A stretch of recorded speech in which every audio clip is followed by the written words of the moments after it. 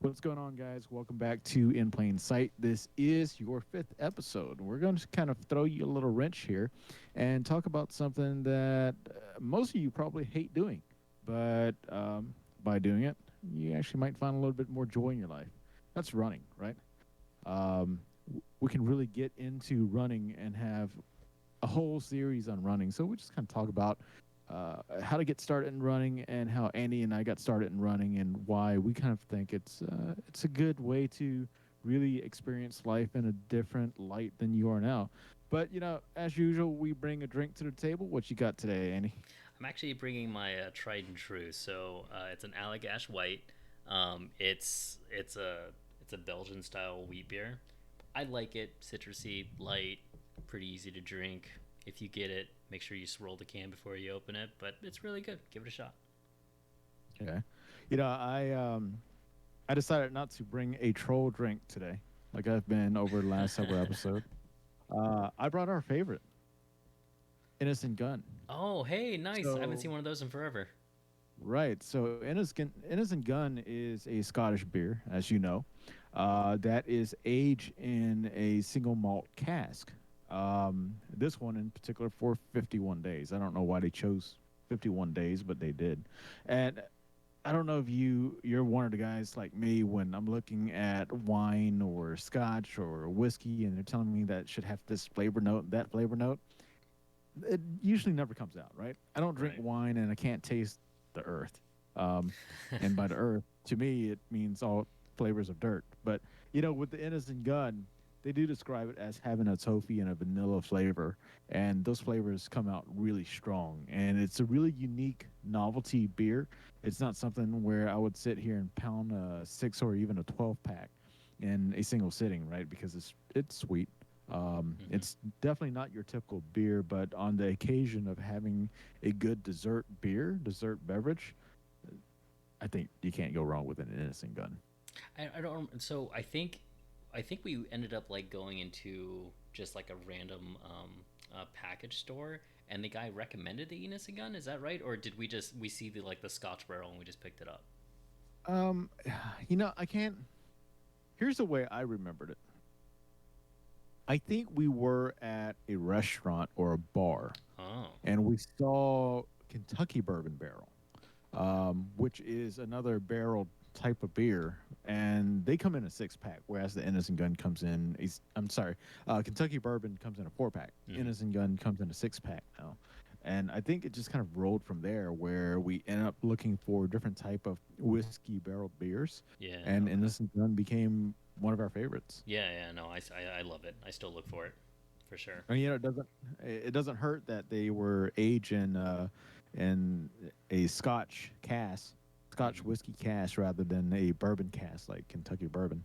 I think Kentucky bourbon barrel beer is a little bit sweeter than the Innocent Gun here, but And that makes they're still sense. both great Yeah, beers. Yeah, yeah. So look, man, I just thought that we spoke about food a little too soon to do another food episode, right? yeah, And yeah, so I figured we table that and talk about something that we enjoy doing, that we got into relatively not too long ago, and that's running. Um, and you and I, we kind of discussed it over the week that man, there's a lot to talk about when it comes to running.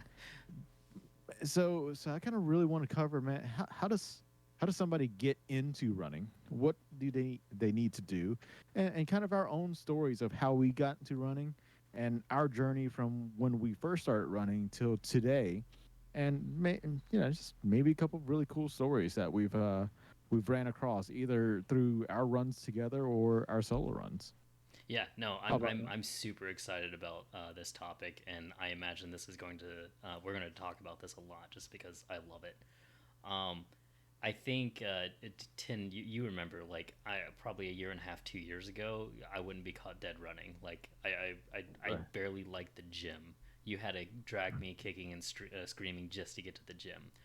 Um, but for some reason, running for me was like this mental game, and every single time I started doing it, I'm like, am I going to quit now? This is where I quit. This is where I fail. Um, and like that's still true today, except for I actually love that fight now. forward to it. On my long runs every week, I hit the pavement and I go, oh, I hate myself. This is going to get worse, but I'm going to keep going. I want to keep going till my legs hurt. Today was that exception, but I think what ultimately got me into running was just having that mental fight. It was something to do every single time I got on the treadmill, every time I got onto the road. Um, and then I started meeting people who were running, and like it, some of the nicest people I've ever met. I love the community, absolutely love the community. It's funny how I used to have to drag you to go to the gym, and it was actually the opposite way around when it came to running. You started running before I did, and I was kind of in a point in my life where I had found this guy named David Goggins, and I was reading his book about ultra running, and at the same time, you and Stephanie start to peer pressure me into running, and I started running at that time. And it hurt. Running sucked at that time because I spent most of my life in the gym weight training, and cardiovascular fitness just wasn't something that I ever considered because I think if we were honest here, uh, you know, doing anything aerobically or anaerobically is very difficult. It hurts. It hurts. Is hard. And when you're in the middle of doing something, especially once you get to that anaerobic zone, you kind of ask yourself why, right? Mm-hmm. And I found it really difficult to get past the point, the threshold where I was able to run at a not so embarrassing pace around the people who were running around the block with me. Yep. Um, that it made me comfortable in running. So I, I, we kind of took some phone apps and we use different tools to help ourselves be accountable and look at each other and see what our progress looked like. And we did some crazy things, man. We went from non-runners to running marathons and ultra Mm-hmm. marathons within a year from when we started running. Yep. And we've seen a lot of crazy stuff. So how was it? How what got you running? Okay, what got you running? What was your experience in running, and how would you recommend to other people who might be interested or they're right there on the edge, right? They're sitting on the fence of whether they want to start a life as a runner or not. Because I think running is a lifestyle, don't you? Oh yeah. Oh yeah. 100% is a lifestyle, but it's a lifestyle choice that just gets easier, and then the more you do running, the more you'll want to change other aspects of your life just to increase those run times. Or if you're not into run times like me, I don't really care how fast I run. I care about the distance, and I care about just getting out there. And that probably took 3 to 6 months to get to. Um, but to answer your question, what got me into running? I think it was February of, was it last year or the year before last? COVID's messed everything up for me. I think it was 2019, February of 2019, that I started running. Um, and then uh, what happened was there was a medical issue in my family, and I needed to figure out something. Like it had partly to do something with me, and I believed it had something to do with my fitness. So I started buckling down on my fitness. What that meant to me was a lot of things, like I was going to go to the gym more, I was going to run more, or do some type of cardio. And for somebody like me, I'm a goal oriented person. I need to know what's the end goal here. Like, what am I working towards? Um, and for me, that I was like, you know what, I'm gonna go do a triathlon. I tell Tin I'm going to do a triathlon. He goes, oh, let's do an Ironman. Still working on that. I still haven't touched a pool in like 2 years. Um, but that's what got me into running. Running is probably the cheapest sport you can get into, with the biggest return. So you can get in there. Like, all you really need to start running is a decent pair of shoes. I think everything else can come later. You don't need the athletic shirt. You don't need the nice um, breeze shorts. You don't need all the really nice comfort level stuff. I think you could probably finish 1 or 2 miles without needing any of that. I mean, even if you're just walking, you can start with that stuff.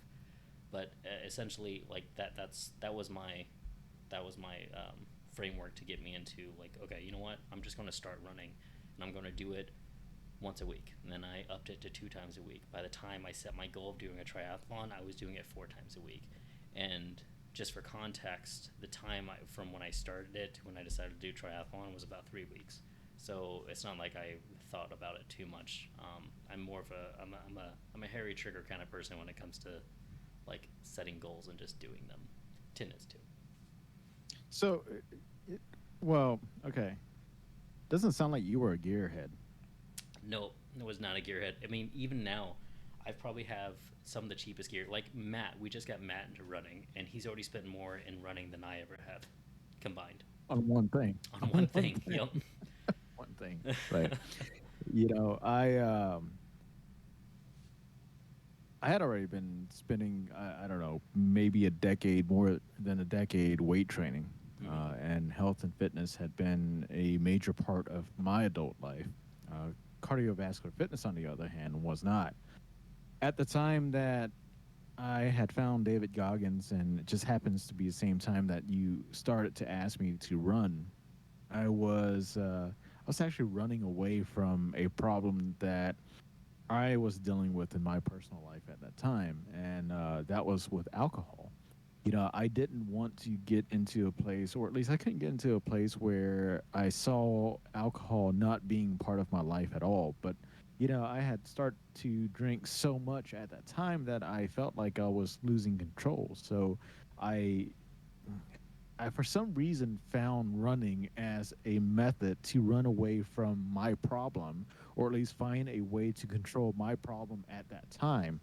And it worked. I found something that I was more obsessed about than drinking and having a good time. And even though I was living a relatively healthy lifestyle at that time, it wasn't enough. When I started running, I realized that I I didn't compare to the people who were around me as I did when I was in the gym lifting weights, right? So I think I could say I was beyond average at the gyms that I had lifted at. Maybe I chose gyms with a bunch of old, frail, weak people, but You didn't. when I when I started running, I think I was doing maybe 14, 15-minute miles. Mm. And that was partially running, jogging, and partially walking. Today we look at a 14 and 15-minute mile. If you're jogging it, you're jogging really slow, right? You're in slow motion. Yep. And to think I was half jogging and half walking and doing that time, and it mentally, I saw that I had a challenge that I needed to overcome. I wasn't sure if I was going to be able to run better or run any faster, but I knew it was something that was really difficult that I was obsessing about to beat myself, at least in time. I was never that person who wanted to go out and go after sanctioned races or race against other people to see how I matched up to them. I had always matched myself up to myself and tried to be better than the time that I ran before. You know, um, and it's worked out well. I started around 14, 15 minute minutes per mile till today. I think I best at around 7.5 minutes a How long mile. do you think it took you to get from like starting to run to the point where when you ran, you stopped thinking about those ailments that you had before? Which elements are you talking about? Like my So alcohol yeah, the alcohol. problems? Mm. So, okay, it wasn't about running away from alcohol. It was about my inability to stop thinking about alcohol because I didn't have anything that I was more obsessed about than drinking alcohol. Look, man, we were from Savannah. Yeah. That's what I did for fun, right? And for fun, I mean, like every single day. So working for myself for so many years, day drinking just kind of became a thing. And I would work out in the morning, and as I'm working throughout the day, there wasn't really any reason not to drink because I didn't have anything physically to stand in the way of that. Um, but when I started running, I started to drink less because I wanted to see how it would impact my performance in running. So I was able to control my drinking rather than going cold turkey and calling myself, okay, well, alcoholism is kind of a self-diagnosed problem, right? Yeah. And a lot of people that I've met in my life who have gone cold turkey with alcohol, they fight it every single day. Every single day is trying to not have a drink, and then that one time they do have a drink, they go back and they're off the wagon and they're back to binging every single day again. And that wasn't what that wasn't a relationship that I wanted with alcohol. I wanted a relationship with alcohol where I could balance alcohol with everything else in my life. And I don't know how and why running really answered that for me, but it managed to do that. And I know I'm jumping ahead in our conversation here, but as you recall, when we ran that Chattanooga 50 miler, Oh and when yeah. we got back, we went to the bar. I don't know how many beers and whiskey we pounded. I don't It remember. just went right through us. We couldn't even get tipsy, man. You That's know? right. So that was a rough one. But yeah, I started running because I was running away from a problem. I continued running because I was running towards a goal. And that's what really changed my life. Running changed my life dramatically. Not only from a fitness perspective, but also from a mental one.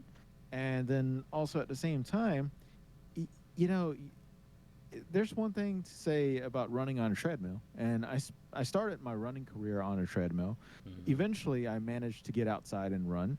And once you start finding trails out there to run on and roads and tracks to run on, you start to see the cities that you live in and the cities that you visit in a way that most other people don't see unless they're hiking or running or jogging through those areas, right? Hmm. So to me, running brought a whole bunch of benefits that quite frankly I just never experienced before, and that's why I've always continued. No, it's I think we'll continue to do some of these crazy runs that we do. You know, yeah, uh, yeah. Like I think we probably would have kept them going if it wasn't for coronavirus. COVID.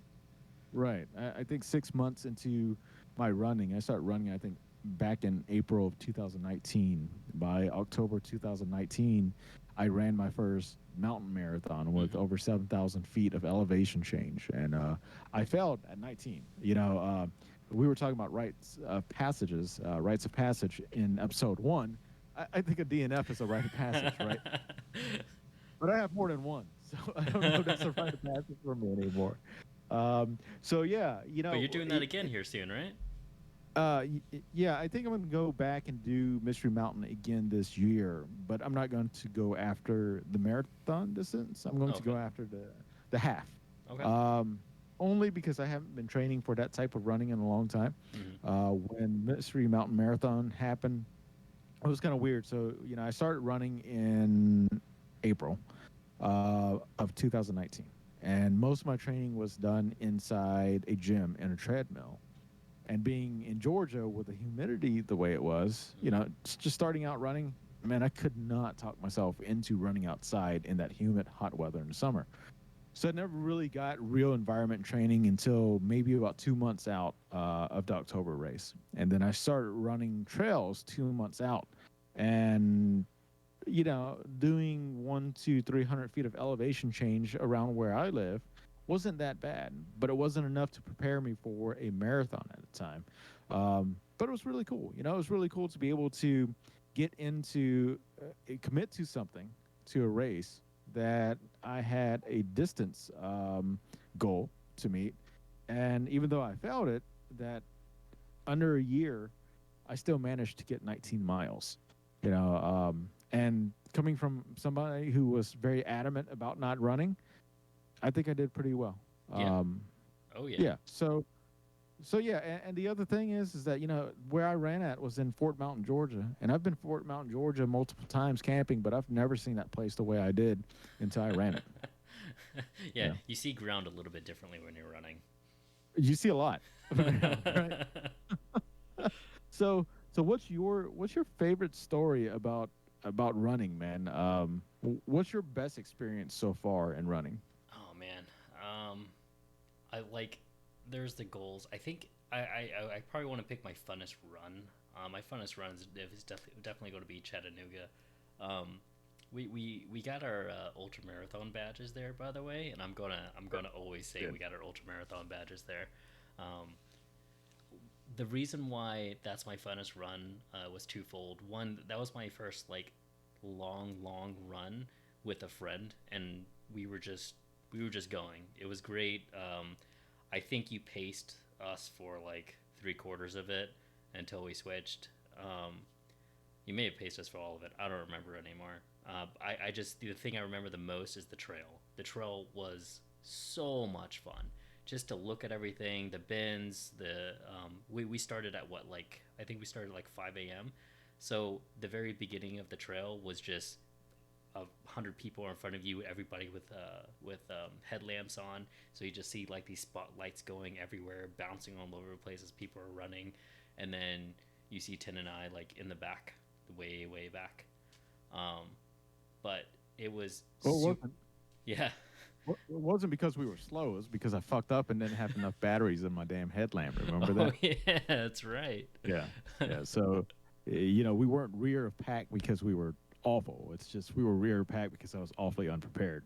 Yeah, no, we passed a lot of people before we started to slow down again, but yeah, no, like that entire experience was fun. Like we went on both sides of the mountains constantly. We got to see the sun come up.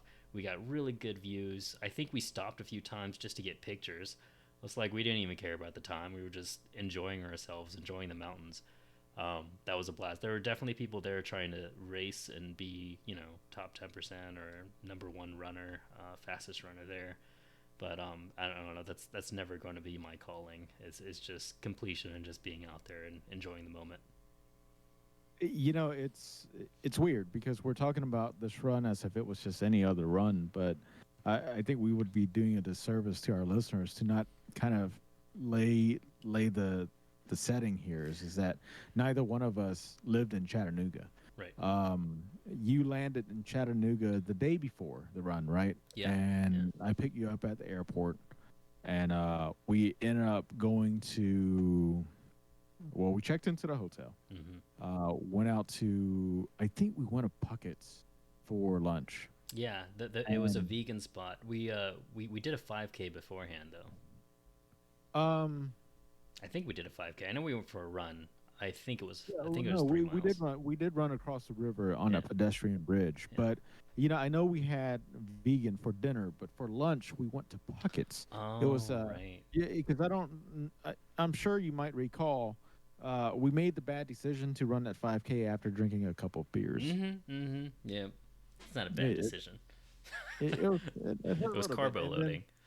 yeah, and then we ended up going to that vegan restaurant Hmm. to carb load with some tofu bowls, which dude, I love meat, but sometimes going for a vegan dinner or a vegan lunch, Oh it's yeah. just refreshing. Oh yeah, and the way Yeah, that you feel afterwards, especially if you eat a lot, the way you feel afterwards the next morning after a vegan dinner is just clean. Like you don't feel like you're super heavy. Like I know a ton of runners would tell you, have a spaghetti dinner before the run the next day. I feel like crap after a spaghetti dinner and the next day. Like no, just give me some tofu, tons of veggies and quinoa and then like I'm set. well, look, man, I think you got to be really careful about your diet the day before you run, especially an ultra run, Mhm. right? Because as we experienced the very next morning, the numbers of shitters that we have access to compared to the hundreds of runners that are there are not. Yeah, it sucked. uh, so okay, we it was weird because after we got dinner that night, we came back to the hotel. It was still bright outside. Now, even though I think we started running around 5 a.m., we still had to get up at 2 a.m. the very next morning to get all of our shit together, get to check station, and get transported out to Rising Fawn, Georgia. And we wake up the next morning at 2 a.m. to get ready for this race, and Yeah, Andy finds a fucking bed bug in the fucking hotel bed, I had so and we're many just like, bites on me. at that point, we're like, okay, stop. At this point, we're bagging up our shit.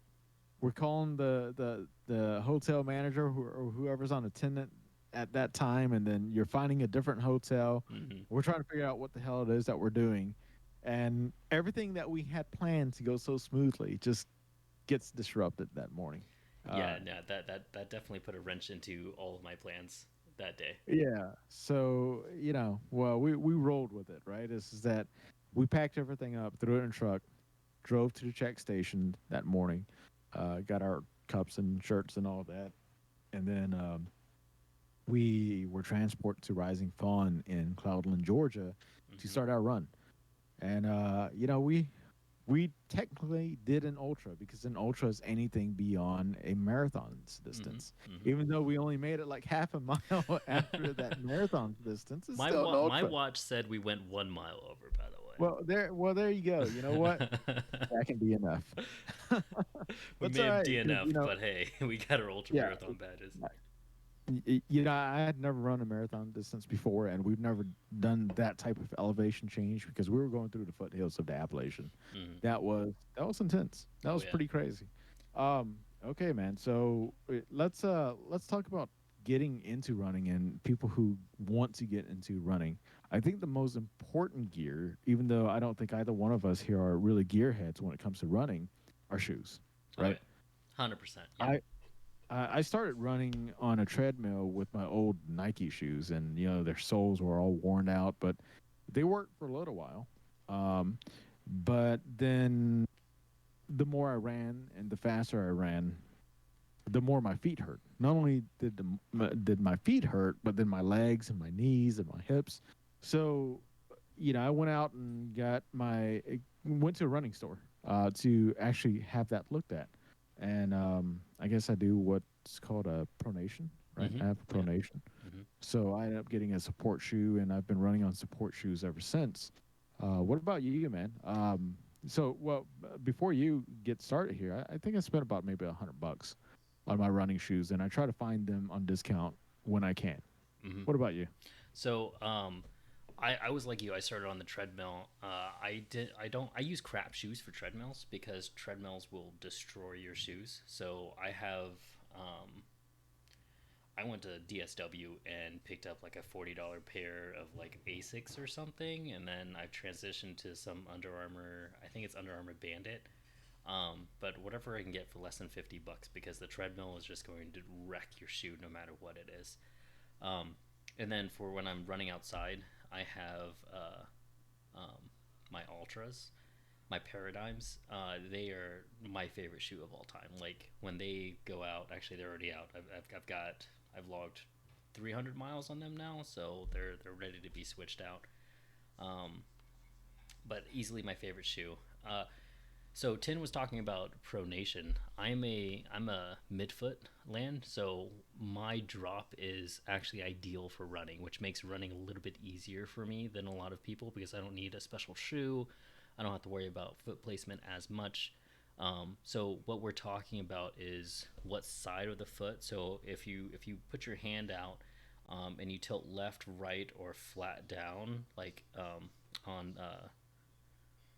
like this, I guess, for you who can watch the video.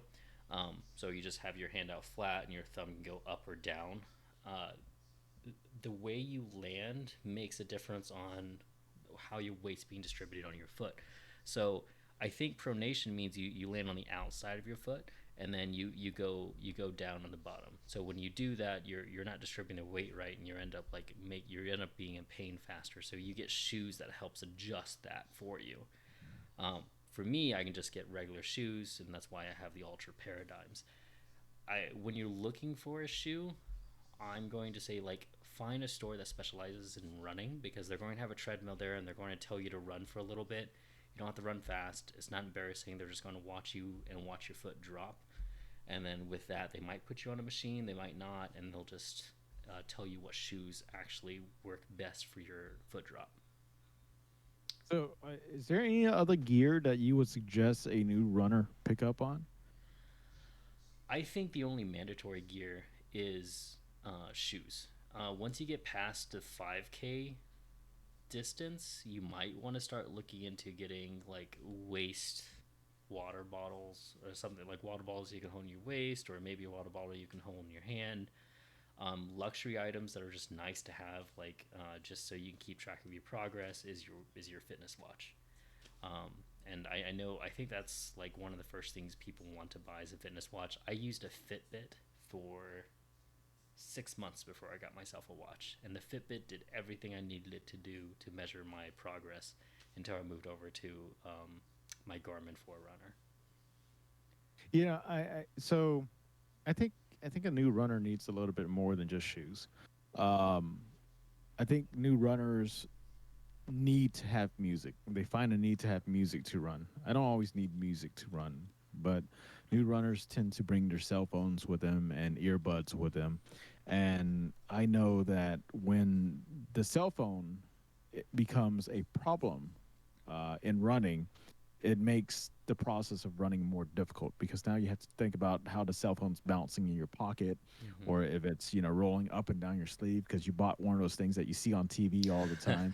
But I use one of those fanny packs that are made for running, Same. just so that I can keep my phone tight to my body, and then I have Bluetooth earbuds so that I don't have the wires crossing my chest while I'm running and my arms are moving up and down. What I found was when I had those wired earbuds is that sometimes my hand will knock that wire, even if the wire's inside my shirt, and it'll knock the earbuds off my head. So if I'm trying to do like a PR, a personal record on a time run or something, and I'm busy fiddling with my earbuds, I lose out on that opportunity to get that PR, right? Because the less you have to think about when you're running, the better it is.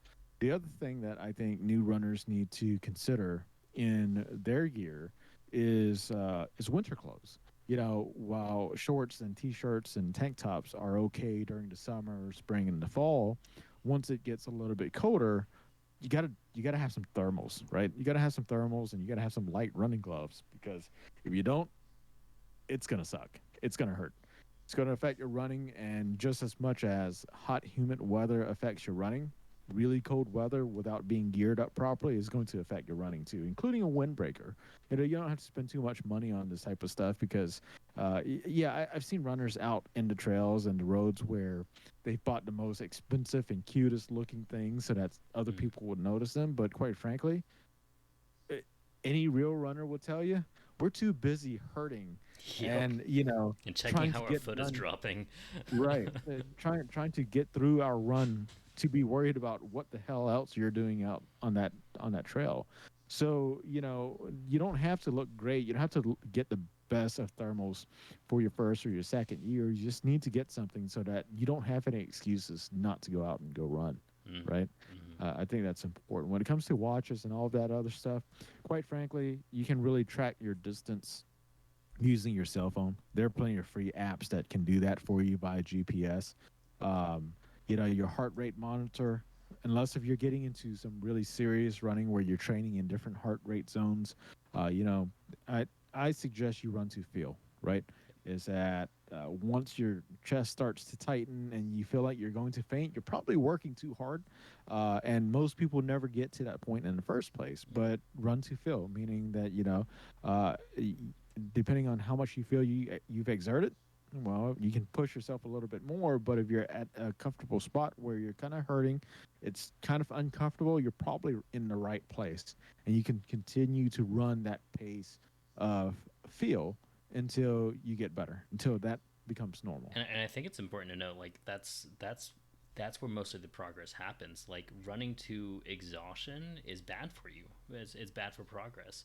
Um, I forget the term we used to use, but like running in zone 3 or running to the point where you're just feeling uncomfortable is where most of your running progress will come from. So you should never just like sprint as hard as you can for as long as you can and hope that the next day you can sprint a little bit farther. Like, that's not going to happen. Which, by the way, I think for new runners, it's important for them to understand, and I think you got this really early in your running career, is it's about time, Yeah. right? It's about time over speed, over distance. If you are keeping your heart up for 30 minutes versus trying to go all out for 5 minutes, you're going to get more benefit in those 30 minutes running slower and more comfortable than you would in that 5 minutes of sprinting and hurting yourself. The faster you go without the training and the prep to do that, the more likely and more prone you are to injuries. Yeah, yeah. So Go ahead. Go ahead. No, go ahead. So my mistake at the beginning was like I knew the part where it's less effort, more time meant better progress, but what I didn't understand was how much effort was enough effort. I thought I need to be running like a 12-minute mile or a 10-minute mile to be and like sustain that in order to get the progress. But I mean, like Tin was saying, you can run a 14-minute mile. It's about your heart rate or your perceived effort being at an uncomfortable area. So I wish Matt was here because he just got started in running, and I'd want him to talk about how he might be doing 15, 16-minute miles now, which is roughly a slow to moderate jog. That's not very fast. You could walk a mile in roughly 21 minutes. So think a little bit faster than walking, a slow jog, and that's enough. As long as your heart rate gets to that zone 3 area, that uncomfortable feeling, and you sustain that for 30 minutes, anything over 30 minutes is just like the sweet cream on top, and it's just going to make you do better and better and better. I wouldn't try to go for a 2 hour run the first time you go out, but eventually it feels really good to do a 2 hour run. I think it's also important to point out for new runners or prospective runners is that, the heart zones that we're talking about here are your aerobic, anaerobic, and then everything below that, right? Is that everything below aerobic, you're not really burning any fat. Aerobic is where you're really getting your cardiovascular health. It's where you're burning fat. You're getting better at running. Your heart is getting stronger. Anaerobic is beyond aerobic, where you're working extremely hard, and this is when it starts to eat into your muscles rather than your fat reserves. And instead of building cardiovascular health, this is more the area to build strength, whether you're a strength runner or whatever it is that you're going for. And granted, we're talking about running for time, perceived effort, and within the aerobic zone of your heart zone, whatever that may be. It's different for every single sex and age and whatever else. But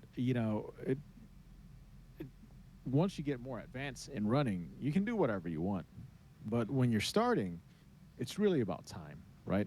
It's really about time. It's getting out there and getting time in, whether you're walking, jogging, running, doing a mix of both. So you get that perceived effort that it's no longer comfortable. Because think about it this way, humans, you know this, Andy, we Mm-hmm. can walk forever. Yep. If we had water and food, we could walk forever. And I've heard the saying before where people said, I walk all day at work. Why do I need to run? Well, you walk all day at work and your body's used to that, right? Mm-hmm. You have to have some type of perceived uh, exercise effort in in running or jogging. And anyways, I think that's the Like biggest thing I is want to that build the on that time thing. before we switch over. Like the Yeah. whole humans were built for walking is 100% true. So one of the books, and I think you brought me onto this, Running with Kenyans, talks about that. Like this author went out, visited Kenyans, and actually lived their lifestyle for a while. And he went out hunting with them, and he explained how they ran, how they were able to run for hours and hours and hours at a slow, steady pace. But the fact is, they were able to keep going, and the body was built for that. And it's good to know that it's not your body that's slowing you down, that's making it difficult. It's your long history of not running, it's your long history of your bad diet, um, and it's your mentality of thinking, I can't do this. And once you break through that mentality and start working more on your diet, that quickly changes to, hey, I can do this. And there's not a, I'm saying this as a very large Asian. There's not a body type for running. You can have some fairly large runners who can finish marathons. I think my first half marathon I finished when I was 215 pounds, 210 pounds. So it's not about, my BMI was like over, well, close to 30, if not over. So yeah, it's not about your BMI or like how fat you are. It's really about time on feet and just getting out there and doing it. Well, And if you're just there, getting in, I think that's important. there's the other side too, right? I know a lot of bodybuilders, whether men or women, don't like to run a lot because they're afraid that they're going to lose their gains. But that's not true. There are a lot of really large, muscular people who can do 6, 7 minute miles, Mm-hmm. and they do them well. And then there are a lot of cardio based athletes who are extremely big and large, muscular wise, who spend a lot of time running and doing cardio work. Rico Verhoeven, who is the world champion in glory kickboxing, is dude's massive, man. He's like, I think he's about 6'5", 260 pounds. Very low body fat and one of the best cardio games in combat sport there is. And he does a lot of cardio. So I think you're no, I know you're right. It's just that doesn't matter. There's no body type. There's no body size as to uh, who can run and who can't run. But one thing's for sure is that if you're going to run and you're going to take this sport seriously, it's going to eat your body up, Oh yeah. and you have to feed your body those calories in return if you want to be muscular or if you don't want to be what people typically know as the runner's body, right? Yeah, and I Um, feel like that's where I fumble the most. And I always, you know this, I always defer to you. Like, I'm always like, so what should I eat or how should I eat? Like, for, I want to say for 6 to 9 months, you saw my calorie chart. I would always shoot for like 900 to 1,000 calories a day, which is basically starvation. I know that now and I'll never do it again. Um, but I was losing like 10 pounds a month. It was nuts. yeah, and it is nuts because when I started running, I was about 210 pounds. 6 months into running, I was 165 pounds. I couldn't fit any of my custom tailored suits anymore. Hmm. I had to buy new clothes because I couldn't fit. So I had to journey my way back up to the proper weight. And at this time, I'm still trying to reach that 200 something pound uh, point, but at the same time, still have running inclusive in my lifestyle with the weight training. Right? It's a tough life, but it's a fun one and it's worthwhile pursuing. What you didn't mention though was that book Born to Run, Yeah. right? Where the author went and did ultra marathons with the Terra Humada Hmm. down in South Mexico. America, Mexico. right? Mexico, Hmm. right? So and those guys, they're running in flip flops Yep. for 50 hundreds and hundreds of miles, and they run for time, and then when time really matters, when everybody else is gassed and exhausted, they're now outpacing everybody else, Hmm. and it's a pretty amazing thing. People in areas where they don't have access to, I guess, most of our technologies and our luxuries, running is their thing, man, and I'm glad running is our thing. Um, so, what do you got to wrap up for new runners who are trying to get into running? What's your suggestion to them, and So, why would it be worthwhile? so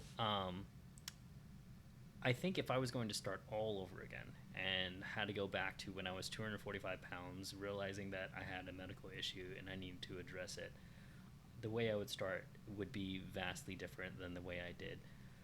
I would have went a lot slower. In terms of speed, I probably would have lasted longer on the treadmill. Like when I first started, I was going like 15, 20 minutes on the treadmill before I got exhausted and just said, I can't run anymore. Granted, I showed up again the next week, and then I showed up again 3 times a week. Um, but it, I think I would have went slower. I think I would have just walked, like just walked for half an hour, and went back the next day and walked again. Like sure, it would have only been uncomfortable, but I would have had faster gains had I actually done that. I'm glad you mentioned Board and Run. I think I really recommend that read for new runners. Um, McDougall, I think, is the author. He does a really good job of explaining like there's really only four things you ever have to worry about when you're running and for progress. And the most important is form, and that's going to be true with just about all fitness. I want to say all fitness, but I'm not. I'm not the fitness guy. I just like running. Um, but the form is your biggest thing. Then you start looking at your pace, and you start looking at like how your feet are going. And the last thing you ever worry about is speed. Your speed isn't something you'll like actively try to fix. Your speed will just come as you fix the other three things. It just happens naturally. It's a really good read. I highly recommend it. And I want to also say, like, pitfalls to stay away from. Don't get into all the hype about you need to, down a 5 hour energy drink, or you need to like down a ton of caffeine before you run. You need a carbo load. Carbo loading, sure, like maybe at the marathon level that makes a difference, but I when I did my first half marathon, I didn't eat right. In fact, I had cereal in the morning. Never have milk and cereal before a run. God, I hate it so much. It sucks. Um, but like, don't fall in for a lot of the traps. Like, if there's a lot of hype, like I do this, and you see a ton of people saying I do that too, it's because it works for them. Like, you're not seeing a majority of of the runners on there, so I would just be careful what you're picking up on. Your biggest things every time you run is, does your body have the fuel necessary to finish the run? Does your body have the water necessary to finish the run? Do you have appropriate footwear? Do you have everything else you need? Like, if it's a long run in the mountains and you're being self-sufficient, do you have a first aid kit? You have your cell phone, maybe a watch, some type of GPS, something like that. But if you're just going around the block, keys to your house, cell phone, earbuds, and good pair of shoes. Like, just go out, enjoy yourself. Go walk it if you don't want to. You don't have to run. And I think that's my advice. Why you should do it? You have the obvious one that's good for your health. Personally, it's meditative for me. I enjoy going out there because I get to shut the world off and I get to just enjoy being stuck in my own head, and I really like that as an introvert. Um, I like thinking, and I like just trying to organize the events that's happened in the past week, in the past day, sometimes in the past hour, and to me, it's stress relieving. You know, I hate to I hate to always give Nike the credit of always being right by just saying just do it, right? You don't need anything to start running. You literally just have to open that door and just walk out of your house and start running. When COVID lockdown happened, I got outside of my door every single morning and I ran my driveway back and forth. And I did a minimum of a mile, sometimes two, sometimes three. And you don't need anything. You don't need any special shoes. Not at this point as a beginner, right? You don't need any special clothing. And you have everything already. Most people already have cell phones. Most people already have earbuds. And if they don't have the money to go out and buy a fanny pack right now, I've seen runners, experienced runners, hold their cell phones in their hands. And it's just about doing it. And as you do it, you're supposed to feel uncomfortable. You're supposed to not like it at first. You know, even the most experienced of runners, when we first start to run, within that first 1 or 2 minutes, our bodies are still in that flight mode, right? It's in pain. It doesn't want to continue to be in pain. But when you break through upon that threshold where your body's like, "Oh, this isn't an anaerobic workout. This is an aerobic workout."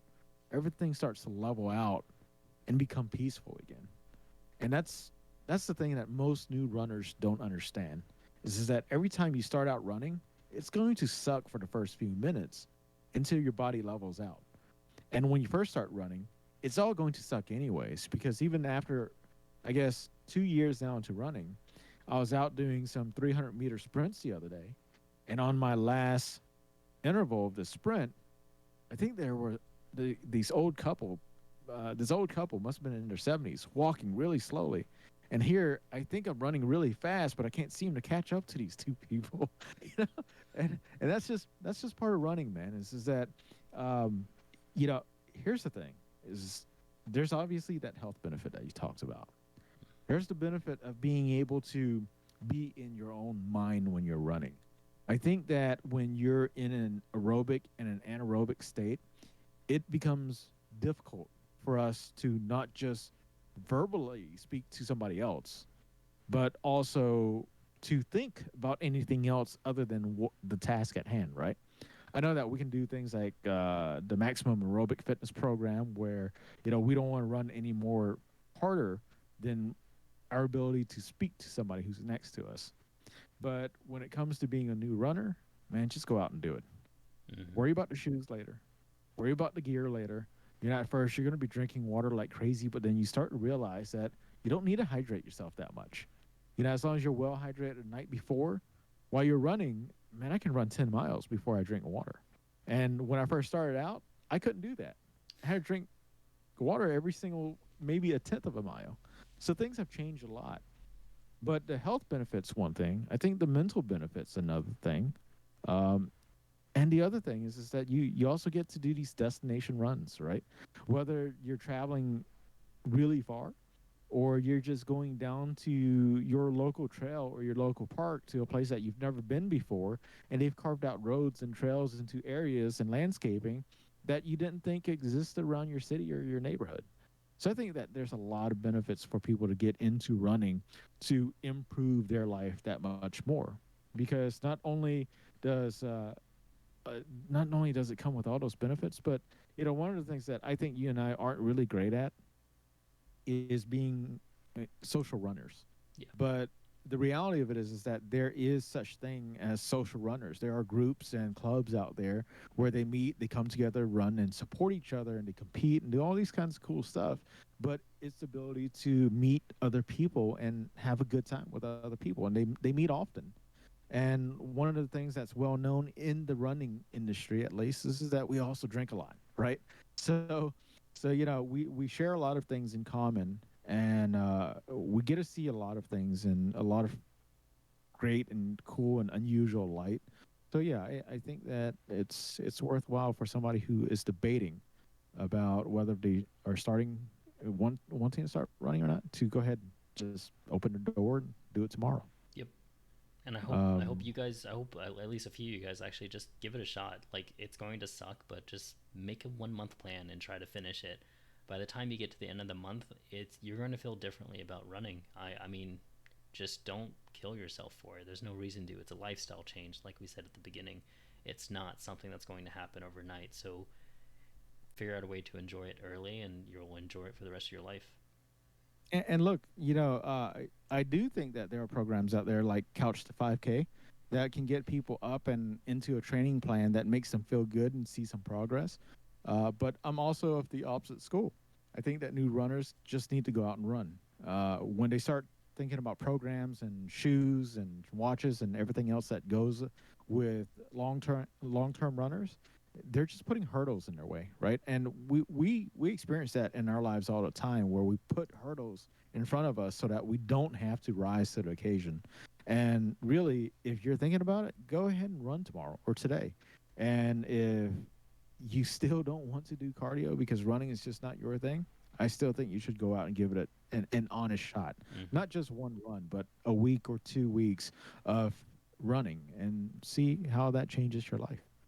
So, all right, Andy, I'm not going to be here next week. It's going to be you and Matt. We'll And I miss think you. it's your turn, right? Yeah.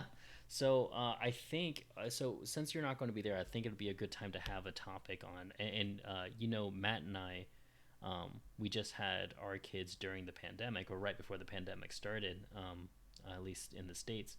So I thought it'd be a good time for us just to address what parenting is like during of parenting a child who was born, just about right before pandemic started, and like being stuck at home and like trying to figure out how to do that when you might not have access to family, you might not have access to friends, or you can't just go to Bye Bye Baby to pick up that thing. You can't go to Target to pick up a toy. You have to kind of just make do with what you have in your house. And I think that would be a fun topic to discuss as more parenting happens with this new Delta variant coming out. Yeah, no, that's actually a really cool topic. It's like preppers, but for new parents. Poop preppers. Yeah, a poop prepper. I love, man. All right, guys, thanks for joining us for another episode of In Plain Sight. Until next week, right? See We'll see you you then. guys.